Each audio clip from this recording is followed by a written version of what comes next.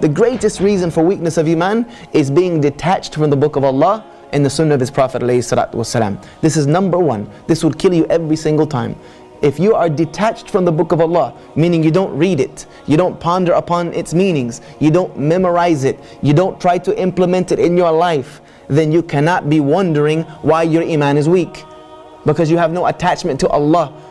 The Prophet ﷺ said, I leave behind with me two things. If you hold to them, you will never go astray.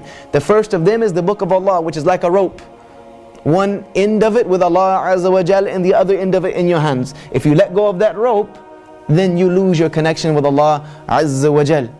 You have to continue to keep that connection with the book of Allah. The only way we know Allah is by that which He has revealed to us about Himself. And where else are you going to find that which Allah has revealed to us about Himself other than in His Word? Other than in His Word.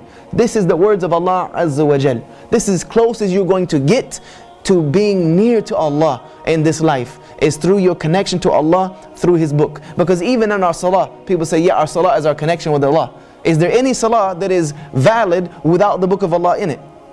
Is there any salah that is valid without the book of Allah being in it? So you can't tell me that salah is the only connection you have with Allah, because if you don't have the book, then you don't have the salah.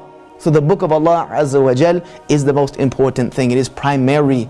It is primary. I can't stress the importance enough that if you don't pick up the Quran at least once a day, in the morning or in the evening or any time, and at least thumb through something and try to understand it, then you have lost a severe connection with Allah Azza wa Jal. You've lost it. And if you just read the Arabic, mashallah, may Allah reward you with the hasanat of every single letter you read. But if you don't understand it, what is it going to do for you? You don't know what Allah is even telling you. You are saying something that Allah is commanding you and you don't even understand it. It's like you sitting here speaking. If I gave this language in a language that I made up, you wouldn't benefit from it and I wouldn't know what I'm saying. So no one's going to get benefit from this. You get benefit from the book of Allah through its recitation and its understanding. You get hasanat through its recitation and you get benefit through its understanding. Allah says in Surah Al-Furqan, glory be to Him who has revealed this book unto His slave. For what reason? لِلْعَالَمِينَ نَظِيرًا, so that it can become to mankind a warning. Not just so that it can become to mankind a kirat, a recitation. It is to be to mankind a warning. A warning. The first verse revealed to the Prophet ﷺ after Iqra bismi rabbika alladhi khalaq was what? Ya ayyuhal mudaththir, qum fa'anzir. Get up and go warn someone about me. The Quran is supposed to warn us. It's supposed to advise us. It's supposed to encourage us. And we cannot wonder why the Muslims are so disobedient to Allah. For me, that solution is very simple. Aisha radiallahu anha, she described it very well when she talked about how the Quran was revealed. And we have lost that understanding. She said, had the verses of halal and haram been the first things to be revealed, then everyone would have ran away from the deen of Allah.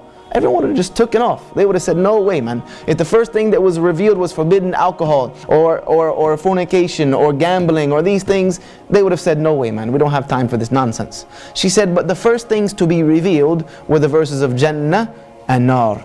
Till the hearts were so attached to Allah, the qalb was so attached to Allah, that whatever Allah revealed after that, they responded with Sami'na wa ata'na. We hear and we obey. If the hearts are not attached to Allah, we should not wonder why people are so disobedient. Because they don't fear anything. They don't care about anything that Allah gives them if it's not in dunya. And they don't even really understand akhirah, nor do they fear it, because it seems like it's a long-off fairy tale. It's a long-off fairy tale, especially for you young men. It's an unfortunate fact that you think your youth is on your side, and it's not always the case. So for those of you who think your youth is something that you can just play around with, take disadvantage of it if you want, and see how Allah Azza wa Jal takes it from you. Khams qabla khams. Take advantage of 5 things before 5. One of them, shababaka qabla haramik. Take advantage of your youth before your old age. Your health before your sickness. So we need to wake up to this reality that if we're not constantly fixing the heart, then we have a problem.